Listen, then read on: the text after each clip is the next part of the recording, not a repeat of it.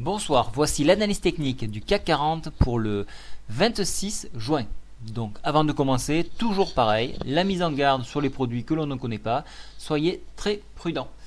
Alors je saute tout de suite sur le calendrier économique. Alors vous avez vu que Draghi a parlé, donc il n'a rien dit. Les statistiques américaines commencent de se redresser. Donc voilà un premier signe que la FOMC attendait et il est là. Demain, alors il y aura encore, alors ça c'est fait, pardon, j'ai pas mis à jour. Demain matin, donc on aura des statistiques américaines très importantes, dont le PIB. Donc ça va être décisif pour donc les indices. On regardera bien évidemment le PIB français et le climat de consommation allemand. De ce côté-là, rien d'autre à valoir. Alors maintenant, je vais m'attarder sur les graphimes, puisque bon, j'ai pu lire un peu de partout qu'on attendait de moi plus d'informations. Alors je vais en donner, mais je ne peux pas aller beaucoup plus loin parce que l'autre partie est réservée aux abonnés. Donc voilà pourquoi je ne peux pas trop m'étendre. Alors je vais quand même faire un effort, je vais vous expliquer. Donc ici, nous avons un biseau d'élargissement. Alors je vais le dessiner en noir pour que vous puissiez le voir. Voilà, je le fais bien gras. Vous en avez un autre ici, regardez, c'est flagrant. Voilà, donc le biseau d'élargissement, comme son nom l'indique, donc ça s'élargit.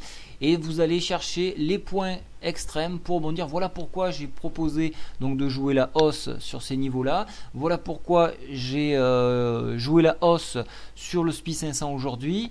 Donc là il y avait des rebonds utiles. Alors on remarque également que ça correspond à un support sur ce niveau là, ici, en plus du retracement des 100% du Fibonacci.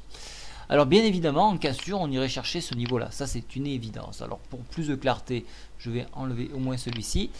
La première étape pour les haussiers, ça serait de remonter au niveau de la 200 ici à 3672 et venir rejoindre le MA200 qui se trouve sur le retracement Fibonacci à 3691.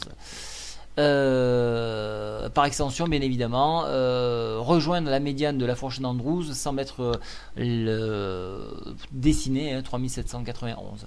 Pour les baissiers, donc l'enfoncement de ce support là entraînerait donc un retour, pas un retour mais disons une touche sur les 3521, ce qui semble peu probable. Pourquoi? Tout simplement le stochastique en surachat est en train de se redresser, même si la MACD est mal orientée et continue toujours de donner une tendance négative.